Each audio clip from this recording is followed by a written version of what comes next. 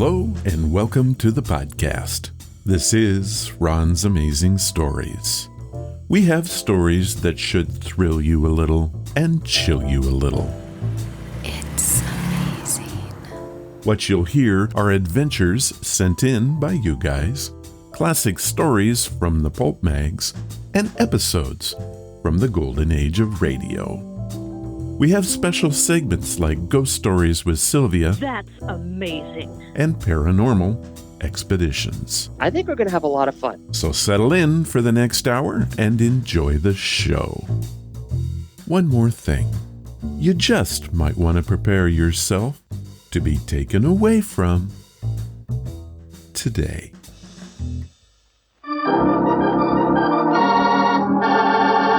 Another 5-minute mystery.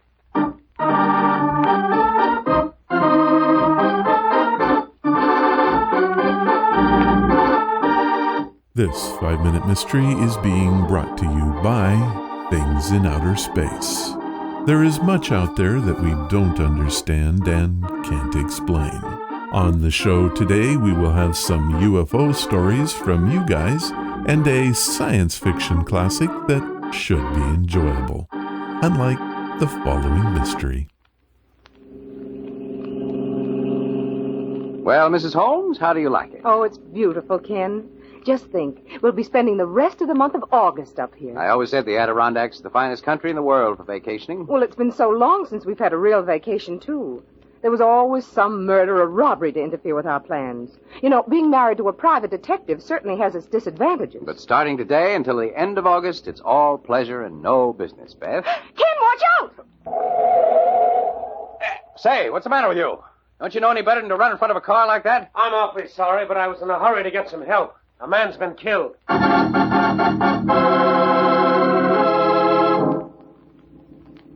There he is, at the bottom of the cliff. What is it, Ken? Stay back, Beth. I wouldn't look over the edge if I were you. It's not a very pretty sight. I'd say that was about a 300-foot drop. You didn't have a chance. I told him not to do it. I told him not to. You knew him then? Yes, he was a friend of mine, Gordon Gray. Gordon Gray?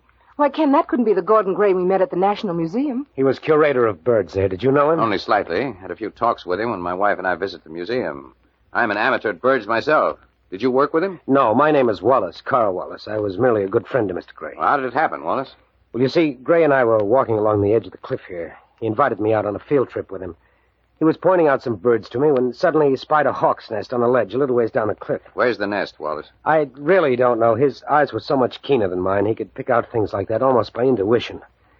Hawks build their nests along the sides of cliffs, you know. Yes, he told me that once. Well, he said he saw some eggs in the nest. He'd like to get them. He started to climb over the edge, and I begged him not to do it. He fell? Yes, he'd gotten about 10 feet down the cliff when suddenly he seemed to get dizzy. He put one hand to his head, he waved a moment, and then he fell. Oh, Ken. And he was such a nice old man, too. Yes, it's a pity anyone would want to murder him. Murder? Well, what's the matter with you? I just told... Nothing's the matter with me, Wallace, but things will be pretty exciting for you when you come up on trial for the murder of Gordon Gray. What clue tipped off Ken Holmes that Gordon Gray had not met with accidental death but had been murdered? The answer in a few moments, but first...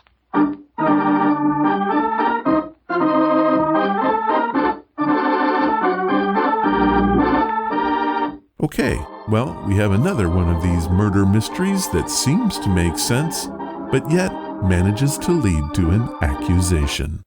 Well, that is because you are not an ornithologist. I beg your pardon? Simply put, you lack knowledge of birds and their behaviors. And how will that help? There is very little point in me explaining this to you. In the end, your head is in the clouds. And you are rather annoying. Sticks and stones, Ron, sticks and stones. And now, back to our story. You're crazy, Holmes. I told you exactly what happened, and that's the truth. Not exactly the truth. You were running away from the scene of a crime when I almost ran you down with a car, a crime you'd committed. Gordon Gray didn't fall 300 feet to his death. You pushed him. Your on-the-spot alibi wasn't bad, except for one thing. A highly rated curator of birds at the National Museum wouldn't have said that he saw a hawk's nest with eggs in it on this mountainside. At least not in the month of August. The hawk's nesting period ended in June. Don't put words in a dead man's mouth, Wallace. They're dangerous. Well,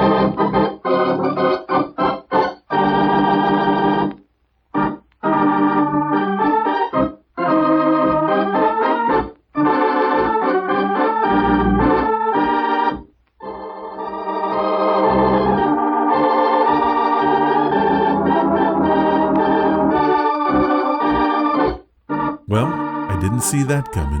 You really should come better prepared for these shows. Oh, I quite agree. I should have thought to read up on the nesting habits of hawks before listening to a murder mystery. I don't know what I was thinking. Well, my guess is you were not thinking. And you are still annoying.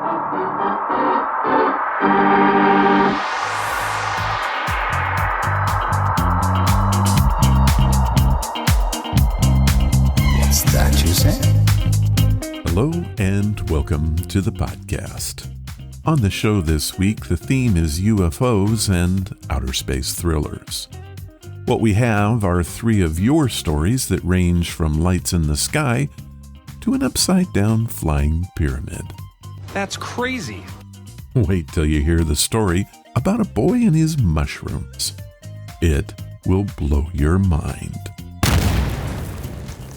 Our featured tale comes from the little-known series 2000 Plus. It asks the question, is the human race really ready to meet aliens? Well, what did you find out? Well, I found out that you should listen to the story. That is such a... Cop-out? It's just how it has to be. With the way things have been around the old homestead lately, I've had to change my plans for the 500th episode. I'm pretty sure that you're not going to be disappointed. The theme has changed from the time slip concept to something better. Be sure to be here next week, and I'll tell you all about it with a little help from my friends. Now, let's get to the rest of the show.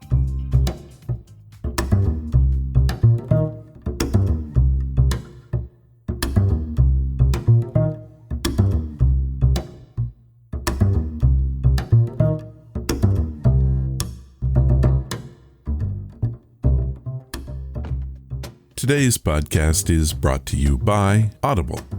Get a free audiobook and a 30-day free trial at audibletrial.com/Ron's Amazing Stories.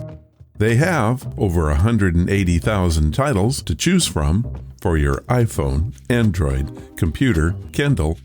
Whatever you have, you can listen to Audible on it. So what am I listening to? Foundation by Isaac Asimov and narrated by Scott Brick. I've said it before and I'll say it again. Isaac Asimov is the best in class when it comes to science fiction. I've reviewed a number of his books, which include Rendezvous with Rama, I, Robot, and his collection of short stories. Now it's time to take a look at the beloved series, Foundation. For 12,000 years, the Galactic Empire has ruled supreme.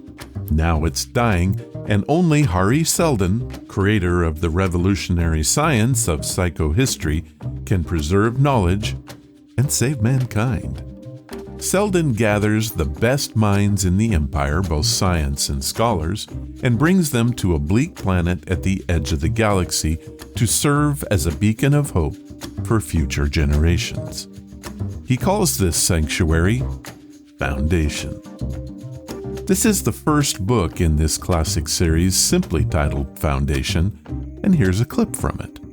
A visiting emissary arrives to learn more about what the Foundation is. Anselm Hote Roderick, Hote itself signifying noble blood, sub-prefect of Pluema and envoy extraordinary of His Highness of Anacreon, plus half a dozen other titles, was met by Salver Hardin at the spaceport with all the imposing ritual of a state occasion. With a tight smile and a low bow, the sub-prefect had flipped his blaster from its holster and presented it to Hardin, butt first. Hardin returned the compliment with a blaster specifically borrowed for the occasion. Friendship and goodwill were thus established, and if Hardin noted the barest bulge at Hote Roderick's shoulder, he prudently said nothing. The ground car that received them then, preceded, flanked, and followed by the suitable cloud of minor functionaries, proceeded in a slow, ceremonious manner to Cyclopedia Square, cheered on its way by a properly enthusiastic crowd. Sub-Prefect Anselm received the cheers with the complacent indifference of a soldier and a nobleman. He said to Hardin, "And this city is all your world?" Hardin raised his voice to be heard above the clamor. "We are a young world, Your Eminence. In our short history, we have had but few members of the higher nobility visiting our poor planet. Hence our enthusiasm." It is certain that higher nobility did not recognize irony when he heard it. He said thoughtfully, "Founded 50 years ago. You have a great deal of unexploited land here, Mayor. You have never considered dividing it into estates?" "There is no necessity as yet. We're extremely centralized. We have to be because of the encyclopedia. Someday, perhaps, when our population has grown—" "A strange world. You have no peasantry?" Hardin reflected that it didn't require a great deal of acumen to tell that His Eminence was indulging in a bit of fairly clumsy pumping. He replied casually, "No, nor nobility." Holt Roderick's eyebrows lifted. "And your leader, the man I am about to meet?" "You mean Dr. Perrin?" "Yes, he is the chairman of the Board of Trustees, and a personal representative of the Emperor." "Doctor? No other title? A scholar? And he rates above the civil authority?" "Why, certainly," replied Hardin amiably. "We're all scholars, more or less. After all, we're not so much a world as a scientific foundation, under the direct control of the Emperor." There was a faint emphasis upon the last phrase that seemed to disconcert the sub-prefect. He remained thoughtfully silent during the rest of the slow way to Cyclopedia Square. On August 1st, 1941, Isaac Asimov proposed to John W. Campbell of Astounding Science Fiction that he write a short story in a slowly declining galactic empire based on the fall of the Roman Empire. Campbell loved the idea, and by the end of a 2-hour meeting, Asimov planned to write a series of stories. He submitted the first Foundation story on September 8th. Campbell purchased it and published it in May 1942. Asimov wrote 7 more stories over 8 years, and they were finally collected into the Foundation Trilogy. The 3 books became Asimov's most popular science fiction and won a Hugo Award for Best All-Time Series. Pretty impressive. The scope of the story is hugely imaginative. The idea is to create a new and perfect galactic empire. The old one is dying, but new empires just don't pop up overnight. It takes years for the right circumstances to arise. The book is incredibly far-fetched, yet incredibly brilliant, and you can have it today. Here's what Audible has set up for us. They are offering a free audiobook and 30 days to give you the opportunity to check out their service. This includes free access to the Audible Plus catalog, which is updated monthly with new titles. To download your free audiobook, go to audibletrial.com/Ron's Amazing Stories. Again, that's audibletrial.com/Ron's Amazing Stories, and you can get Foundation today. Thank you, Audible. And now, it's time for your stories. These are your stories, sent by you, for you.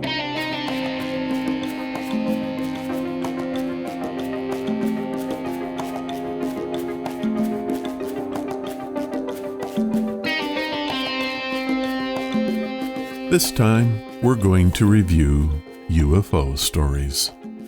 Lately, these have really slowed down on the podcast, and I hardly ever get them anymore. Although in the real world, the UFO topic has picked up. This story comes from Orville Paul, who lives in Grand Rapids, Michigan. He sent me a link to his story, which was originally posted on Reddit. Here is Orville's tale. I was 14 at the time and working with my father on his seismic drilling rig in Nevada. He had contracted with Western Geophysical at the time to collect uranium core samples. We were one rig out of hundreds that were working all over Nevada at the time. Our location was southwest of Ely, Nevada, approximately 180 to 200 miles northeast of Area 51. It was the end of the workday, and many of the seismic crews were leaving their rigs, either in water or work trucks. We were in our truck and had just exited the farm gate and turned onto the highway, heading back to the KOA campground near Ely, where many of the hands would stay. We'd only made it a few hundred yards on the highway and noticed 10 to 15 vehicles pulled over to the side of the road with their crews out of the vehicles looking up at the sky. We stopped, looked up, and then witnessed what everyone else was seeing. It was a large, and I mean huge, metallic pyramid-shaped object that appeared to be hovering fairly high in the sky. It was a completely blue sky with no clouds, and the sun was reflecting off the object in a brilliant manner. It was shaped like a pyramid, but it was situated with the narrow point tilted down at maybe 45-degree angle.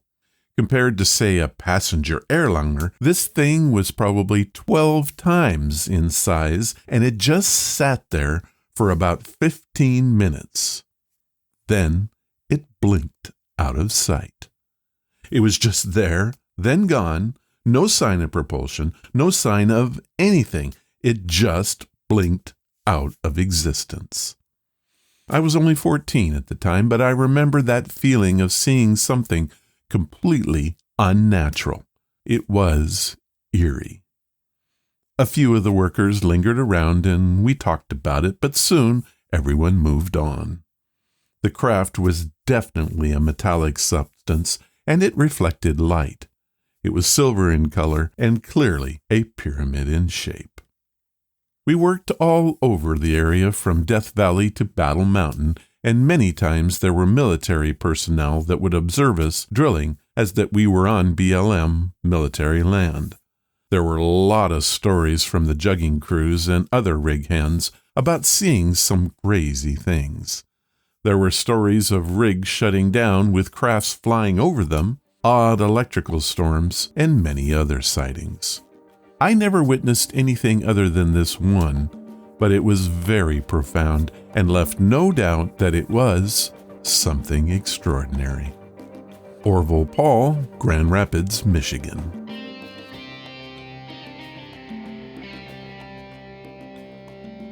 I would love to see something like that. You didn't say how old you were now, and I'd be interested to know how long ago this was. Nevada is a hotbed for UFO sightings. I did a bit of research and found that Ely, Nevada, has experienced a surprising number of curious sightings. Some UFO investigators say Ely is second only to the infamous Roswell, New Mexico, as a locus of UFO events. So you're not alone in seeing some strange things in that area. Thank you, Orville, for sharing your story. Our next UFO story comes from Mary Newcomb, and it is titled Campfire Lights. It was the last day of a camping trip to Campbell Point Campground in Stone County, Missouri. Mark and I had planned for a day hike, and we were both excited about it. It was only a 3-mile trek that followed Crane Creek, but we had heard about the abundance of wildlife, the wonderful sights to behold, and we were not disappointed. We took many pictures that day, but it was the very last one that compels me to tell this story. We were on the return trail and were talking about all the things that we had seen that day. It was Mark that noticed the lights in a meadow below us. It was late afternoon, and we both thought that there was a campfire there of some sort, but it was spread out. We thought we should go look in case of some careless folk had left a cooking fire alone. We climbed down the creek bed and crossed the rushing water. It was late summer, so there was no chance of being pulled away. We came up the other side, and what we saw froze us in our tracks. The lights were spinning in a circle in the middle of the field. I can't describe it any better than that. They did not appear to have any source. Mark quickly took out his phone to capture the event. As he did, the lights flew up into the sky and began to slowly move off. Then, with a big whoosh and bang, they were gone. The picture we took, of course, turned out awful. I attached it for you in case you want to see it. In order to find anything at all, we had to convert it to black and white. The remnants of the light appear as a smoky color in the upper right of the photo. We don't know what we saw, but that is our one and only UFO story. Mary Newcomb.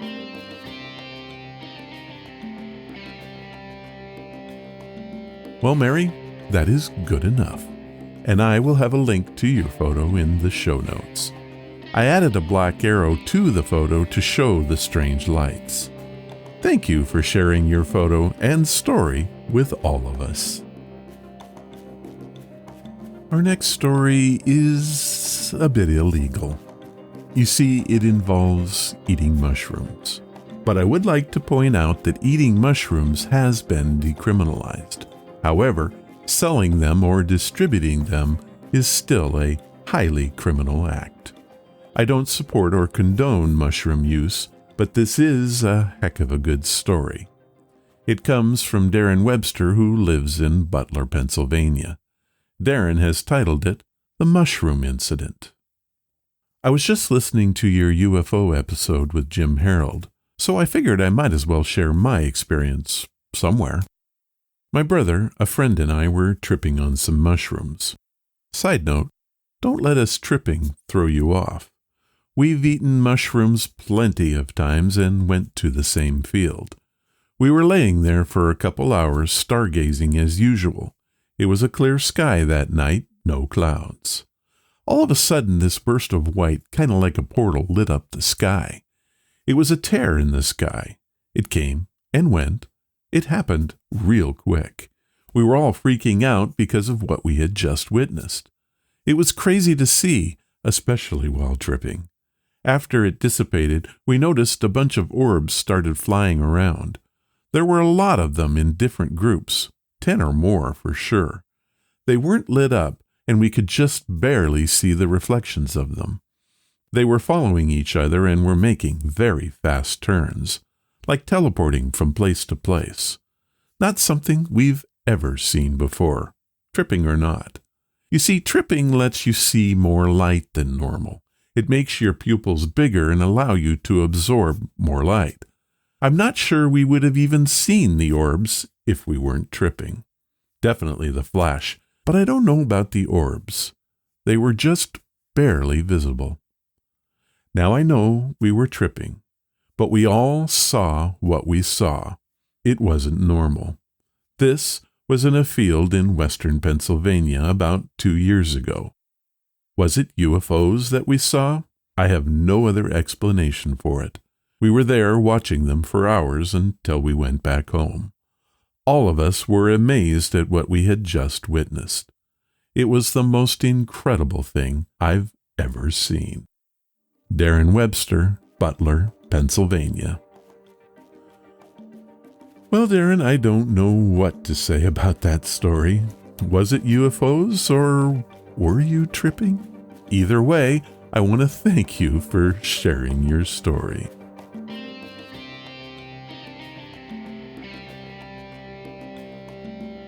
Well, that's it for this time.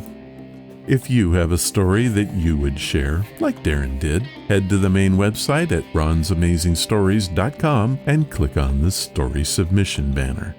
Leave your story, give it a title, and tell me where you're from. I'll read it if I can.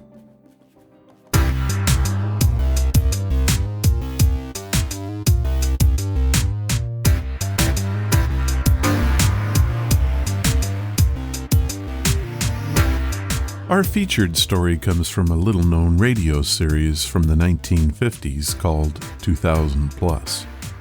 It was an OTR series that ran on the Mutual Broadcasting System from 1950 to 1952.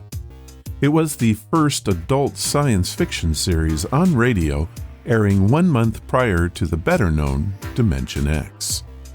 Unlike other shows of the type, it used all new material rather than adapting published material.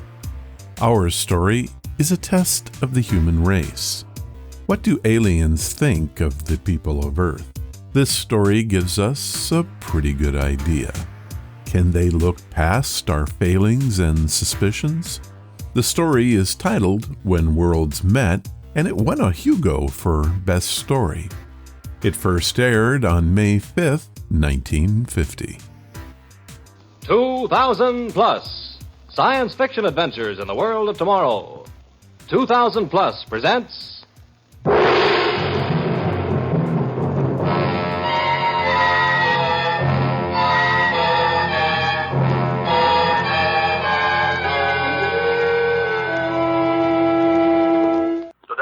an adventure of outer space. When the Worlds Met. It is the year 2000 plus 20. At the giant spaceport in Washington, D.C., temporary capital of the Federated World Government, an enormous throng, tense with expectancy, jams every available inch of space surrounding the rocket landing field. All eyes strain upward into the clear blue sky. For today is the day, April 21st, 2000 plus 20. And audio and televox networks of the world are at the rocket field to cover the epic event. Yes, ladies and gentlemen, this is the day we've all been waiting for. In a matter of minutes now, out of that brilliant blue sky will come a ship, a spaceship, carrying in its gleaming hold the first load of uranium taken from the pits of Luna, satellite of Earth. Since the beginning of time... Now, one moment, folks. There's a signal from the tower. This may be it. Take it away, Fred. This is Fred Haskins reporting from the control tower. Our escort planes have been in contact with the spaceship from Luna for the past 12 minutes. They are now approaching the field from the northeast, and any moment now we can expect... And there she is, the rocket Luna, 17 hours out of Luna City. Her magnesium hull white hot from the friction of the atmosphere. Her jet brakes belching fire. She's right over the field now. She's coming down. Down. Down. She's landed. Mark well this date, my friends. This is the dawn of the interplanetary age.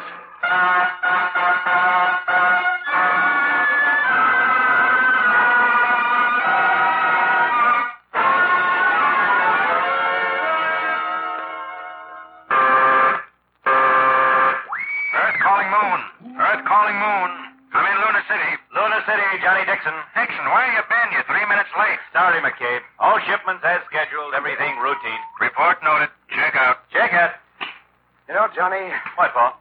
sometimes I think we're crazy.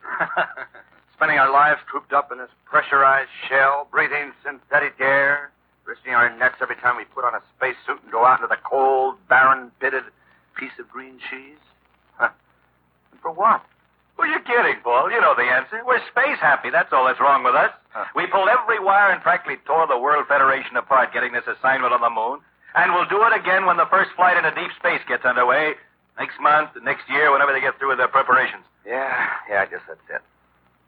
But right now, Johnny, what I wouldn't give to see a tree again. And cornfields in Kansas. Me, I want to hear a bird sing. And watch the lights go on in the skyscrapers along the waterfront. I want to dance with my girl and breathe in the sweet smell of lilac. Boy, if I... What's that? Huh? That sound, that vibration. There, do you hear it? Well, I'm not sure whether I heard or felt it, Johnny. Like a current of air passing by me. Yeah, that's it. Some kind of pulsation. Makes my skin tingle. Listen. Sounded different, didn't it? Yeah, different pitch. The instruments are all steady. Nothing on the visit screen. The radar's negative. What is it, Johnny? Where's it from? It's not from Earth, I'll swear to that. I got a crazy notion, Paul. A crazy notion that someone's trying to signal us. You mean... I don't know what I mean. right. Maybe I got a touch of... Johnny, what is it? Look, Paul. Look at the direction pointer. It's swung all the way around. Those sounds, those waves are coming from outer space. I gotta call... Earth calling Luna City. Earth calling Luna City. Luna City to Earth. Go ahead, Earth. Go ahead, McCabe. Dixon, what's going on up there? What's the idea of beaming out those hammy signals? Signals? Yeah, the harp effect. The music of the sphere stuff. Giving the boys and the monitors down here the heebie-jeebies. You got them too, McCabe? You picked them up on Earth? Certainly. What's it all about? The signals, if that's what they are coming from one definite spot in outer space. Outer space? That's what I said. Johnny, get your spacesuit ready. Better have a conference about it. But listen... Have your men tune up Rocket 307. Blast off at 0800. We'll be expecting you on Earth in the morning.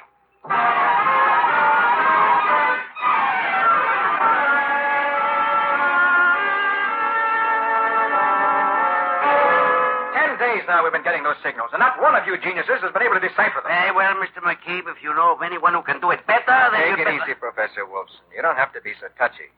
But 10 days. What do you say, Dr. Lee? 10 days or 10 years, it makes no difference. If those sounds or signals are code, it is in a language unknown to man. You're sure of that? We've consulted the foremost cryptographists of the world. We've tried every way to break the code. What does that add up to? That message, if it is a message, does not come from anywhere on Earth or from any man on Earth. I told you, Chief. It's what I've been saying all along. Of course you can't decode those messages in any known language, living or dead, because they come from Mars. Mars, that can't possible. Yes, Mars. My directional finder on the moon indicated it, and McCabe's down here pinned it down. Look at the graph. I brought it.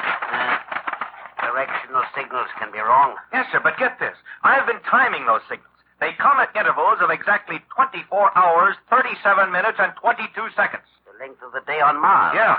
And if we were trying to signal them, we'd do it, say, every night at 1800. That's what they're doing to us. In that case, the next signal is due at 10 minutes and 13 seconds. And we'll be sitting here like lummoxes, feeling our scalps tingle while the message drifts past us. Gentlemen, excuse, please.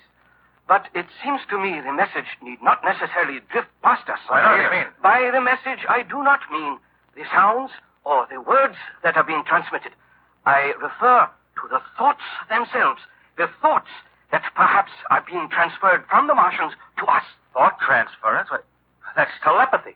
We have discarded that word, Mr. Dixon. Too many charlatans use it. But we do know that there is extrasensory perception of thought impulses, just as there are sound waves which your ear has learned to interpret and light waves which your eye and brain transform into a picture. So there are thought waves, electrical impulses discharged by the brain which vary with the particular thought. An intriguing idea, Dr. Lee. If only we had some instrument that could pick up and sort out these impulses. There is such an instrument, Professor Wilson. What? I have been working on it for many years.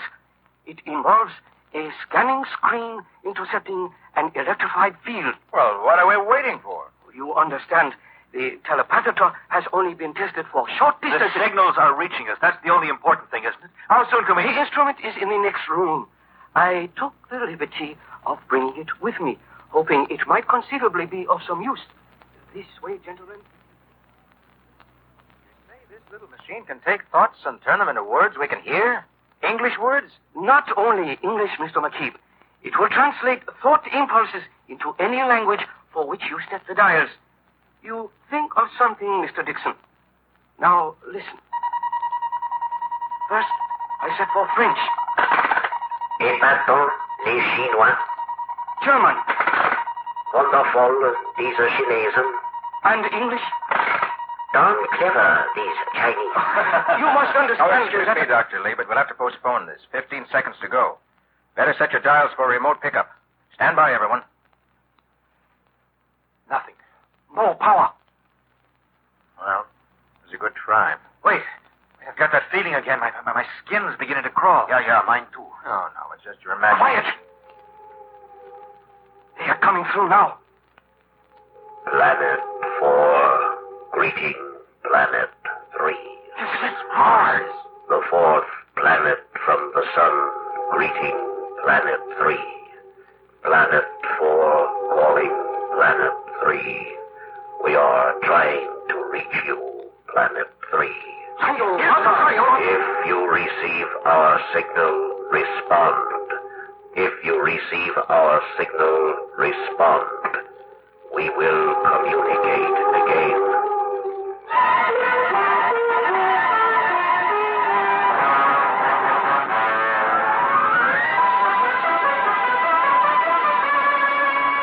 Life on Mars.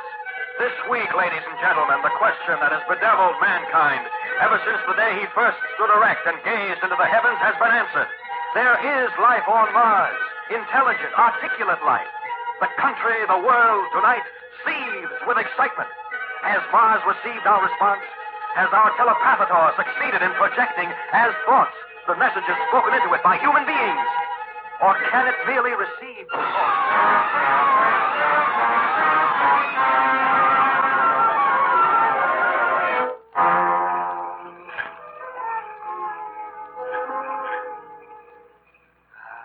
smell of lilacs, Terry. I'll never get enough of it. Oh, it's lovely, Johnny. And look, there's a moon out tonight. Moon? Oh, please.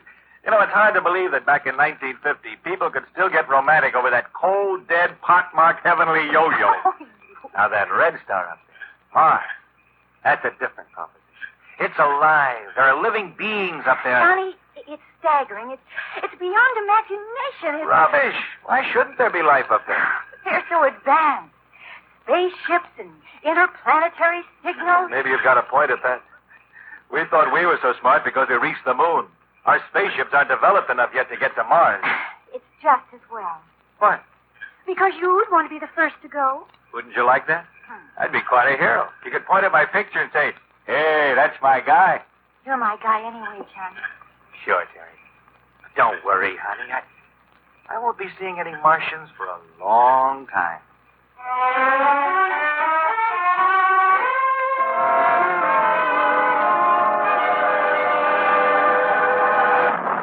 All personnel, stand by. Stand by for XM signal. That'll be Mars. Hop to it, Johnny. Telepathator setting. 212 degrees, 18 seconds. Frequency, 600,000. Got that, Johnny? Check. Planet 4, calling Planet 3. Planet 4, calling Planet 3. We greet you in peace. Your response received. We got through it. The time has come. At this moment, which marks the beginning of the great interstellar age between worlds, it is fitting that there be between us a meeting of minds. Therefore, we are sending a ship to visit your planet. No, it can't be. The ship will depart tonight and enter your magnetic field in 7 of our days. Have landing instructions ready. We come in peace. We come in peace.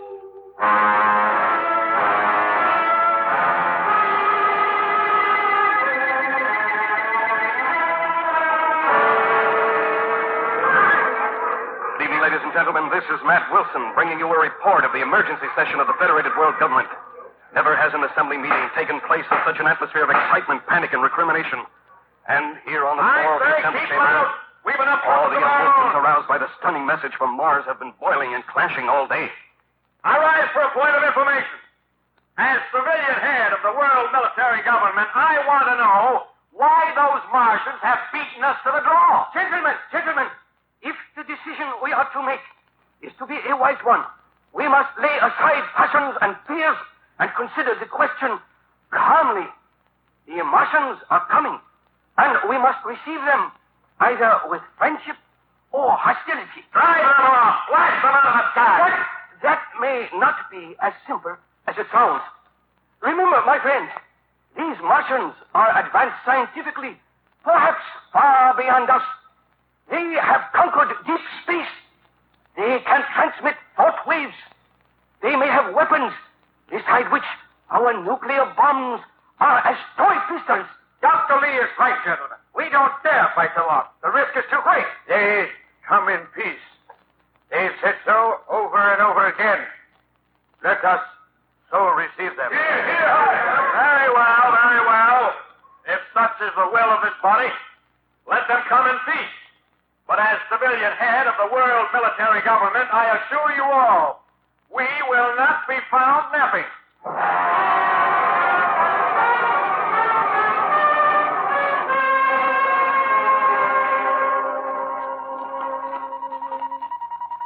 Earth calling Martian interstellar ship. Earth calling Martian interstellar ship. Here are the landing instructions of the Federated World Government. 3 Earth days from this hour, which will be the 6th Martian day of your flight through space, you will be met by an escort of 20 rocket ships. We will greet you in the name of peace. The 20 rocket ships will escort you. Instructions to Commission of Defense. All escort rocket ships assigned to accompany Martian spaceship will carry the following armaments: death fog sprays, magnetic disintegrators, atomic missiles Class B. All weapons shall be on the... And upon your entry into the Earth's atmosphere, you will circle our globe once and then make landing at our spaceport at Los Alamos, New Mexico, which will be ready to receive you. The spaceport of Los Alamos shall be mined to a depth of 50 feet with tritonium landmines. The field shall be encircled with radioactive flamethrowers and a reserve force. From the landing field, you will be conducted to the seat of the world government at Washington, D.C., where you will be received and housed in suitable accommodations. We will welcome you in peace. Check out. We will welcome you in peace. We hope.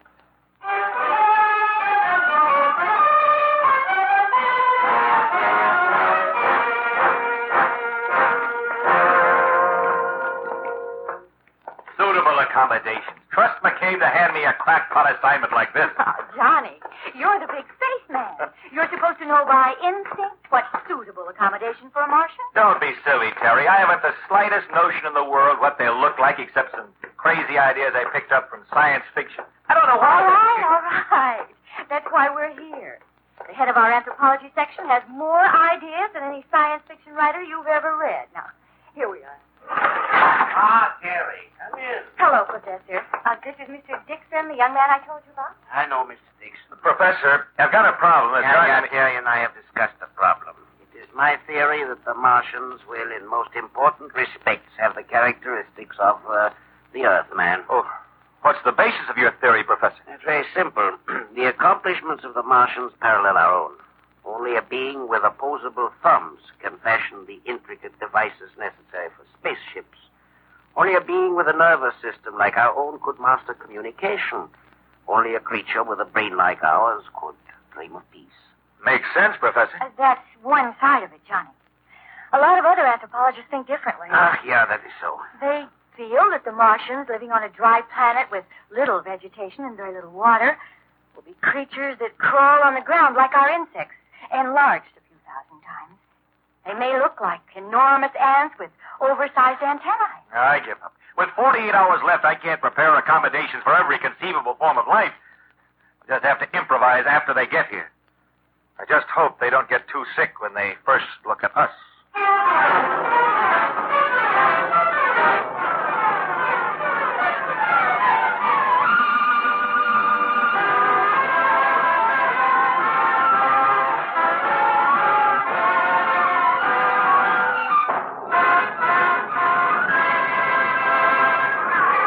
This is Matt Wilson again, reporting from the spaceport at Los Alamos. A tremendous crowd is gathered here. We're awaiting the appearance of the spaceship from Mars, which is being escorted by 20 rocket ships from the rendezvous near the moon. According to reports, all's gone well so far. The Martian ship... Now, one moment, please. An audio box announcement is going to be made to the people assembled. Your attention, please. The ship from Mars and its escorts will be seen any moment from the east. You heard that. Any moment, the ship from Mars and... Wait. There they are.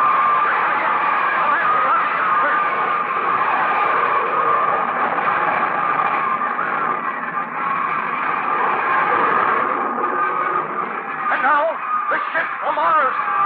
The Martian ship is idling over the field now, casting a huge shadow over the landscape. It's an awe-inspiring spectacle. The ship is tremendous, 18 to 20 stories in height, several city blocks long, and its large windows are fashioned of some kind of transparent metal. Civilian commander to Special Defense Patrol. Man battle stations. Our technical experts are staring at the craft in open-mouthed wonder. Mr. McCabe, what is your reaction? I am dumbfounded. The ship doesn't seem to operate on a rocket principle. There's no belching fire, no clouds of smoke. I keep wondering what kind of fuel they use, what principles of propulsion, what metals. Thank you, sir. The ship is almost touching the ground now, and the crowd is getting uneasy. Why, they're falling back, as though there was something. I see it now. Why, it's a blue haze twisting about the Martian ship, forming a 20-foot blanket of whatever it is. Command and Defense Patrol. 0 hour. Reorient all weapons. Remove safety controls. Stand by to fire. The Secretary of the World Federation is going to speak.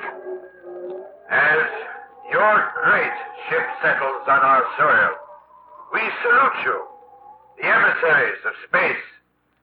We wait eagerly for your appearance.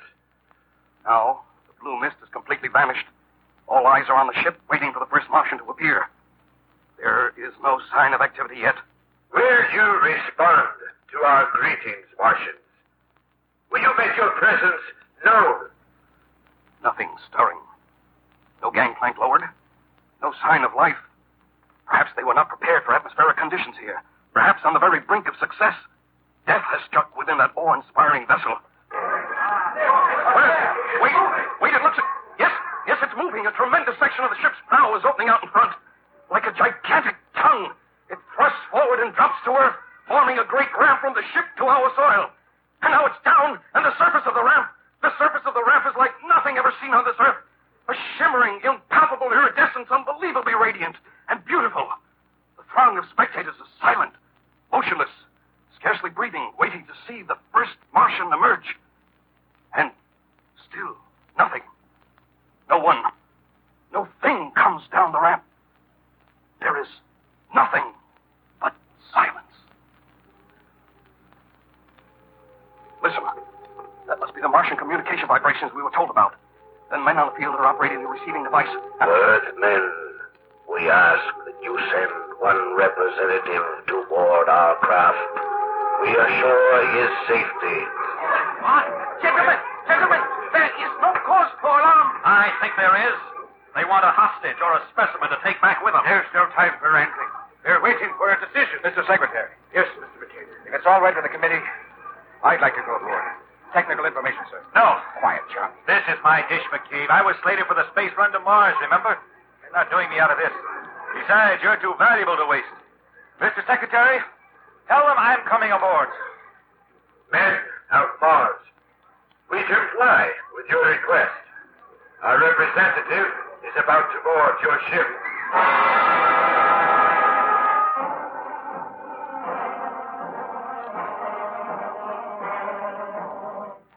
Get ready, Johnny Dixon. This is it.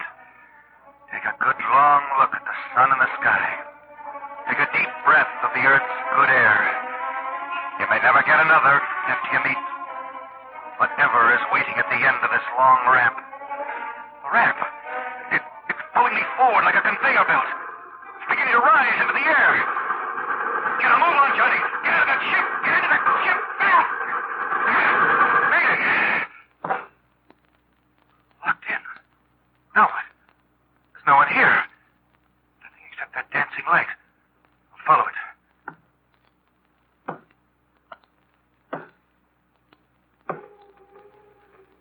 Enter, Earthman. Huh? Well, how can I? I'm closed in by 4 solid walls.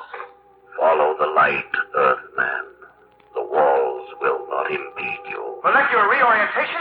Changing the density of solid matter at will? We achieved that 10,000 cycles ago, Earthman. Where are you, man of Mars? This room is flooded with light, but I see no one. We are not ready to reveal ourselves. The people of Earth are waiting to see you, to welcome you. There is nothing to fear. We are not afraid. Dixon. You know my name? We know many things. That is why we are sad, filled with revulsion. I don't understand. What do you mean? Through the dark spaceways we came to you.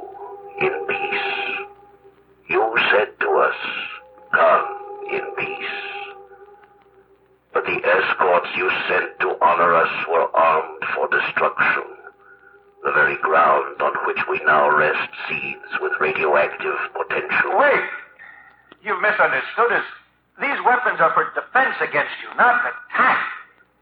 Many cycles ago, we of Mars learned, as you Earthmen will someday learn, that wars are fought, men are slaughtered, civilizations wiped out by those who attack with weapons of defense. But our world is at peace now. Your peace is not peace. It is a thin cloak which covers the hates and fears and savagery of primitive beings. Observe, Dixon. On this large visi-screen, we have for hours been viewing your people in many parts of your Earth. Watch. The Senator. Listen. I warned you it was a trap. We'll never again see Dixon alive. I told you not to trust foreigners. Just give me the word and I'll blast them all into Kingdom Come. You must not be deceived. He's only one man. The rest of us are different. Are you? Look at this. From another part of your civilized Earth. You have been a traitor to our party. You've been guilty of bourgeois thinking. You have sold us out to the enemies of our people. You will pay the penalty. But first you will confess. Confess. Confess. That's a backward part of our planet. It's not fair to judge by them. Then we reveal a more civilized area. The country of your birth, Dixon. The law became. Kyle, too good for him. Hang him, I say, hang him. The rope. String him up in the highest tree in the square. Lynch him, lynch him, lynch him. Now you know why we shall not reveal ourselves to you. If you are like this to these of your own kind, what will you think? What will you do when you see us, strange as we are? Don't go. We know you may be different from us, but we can all meet in peace. Earthman, peace must be achieved through toil and sacrifice of those few among you who understand its meaning. It may take many cycles. In the end, the day will arrive. Then, and then only, we will return. Go back to your people, man of Earth, and give them the message from Mars.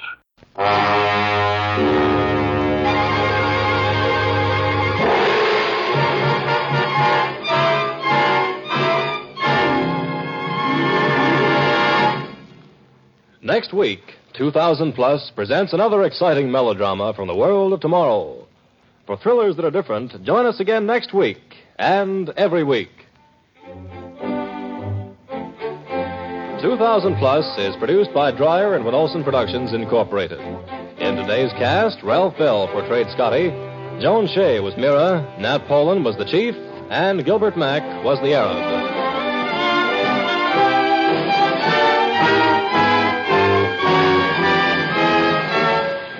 The orchestra was conducted by Emerson Buckley, music composed by Elliot Jacoby. Sound, Walt Shaver and Adrian Penner. Engineer, Ed Formica. This is Ken Marvin speaking.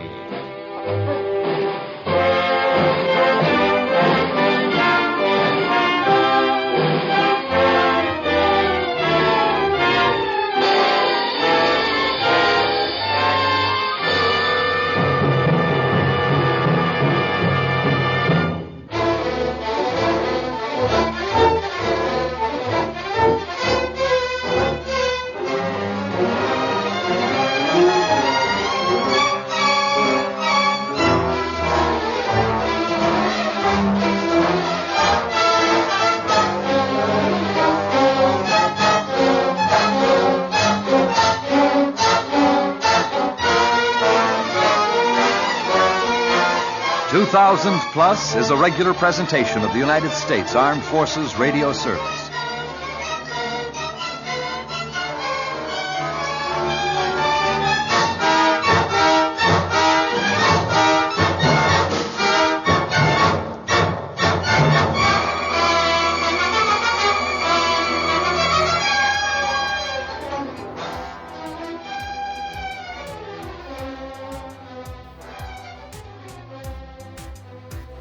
The quality of that recording was a challenge, but in the end I think I cleaned it up pretty good.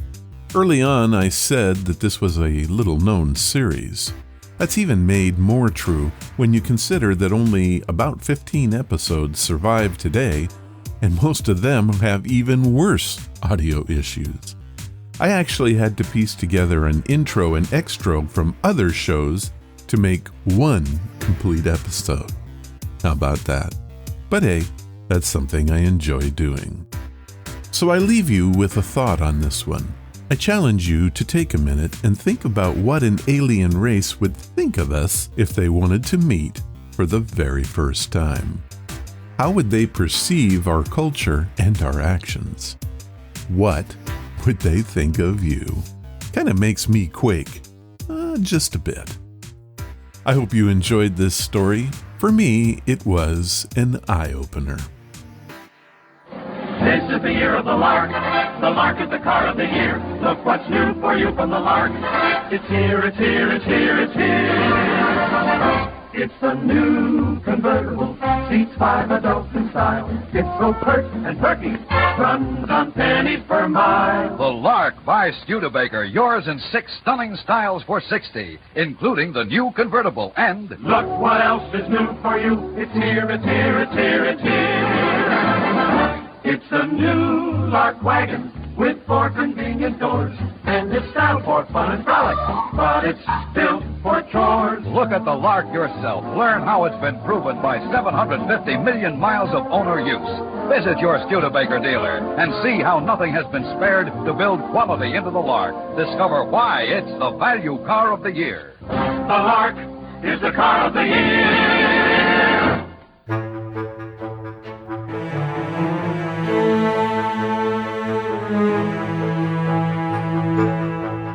Well, that was episode number 498, and we only have one more to go before 500. This time, Orville Paul, Mary Newcomb, and Darren Webster helped us out, and it was awesome. Thank you, guys. If you want to follow the podcast or the blog, head to ronsamazingstories.com. There you will find any of the links I mentioned and how to contact us. Do you want to help the show? The best thing you can do is to tell your friends all about it, and please leave reviews or feedback wherever you listen. Clicking that follow or like button makes us grow. Thank you for listening, and I hope you come again to find out what are Ron's Amazing Stories.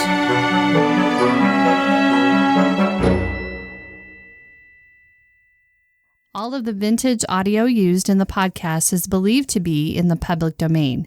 Ron's Amazing Stories does not own the rights to any of the old-time radio used here. If you hold the rights to any of the shows played, please contact us immediately at ronsamazingstories.com.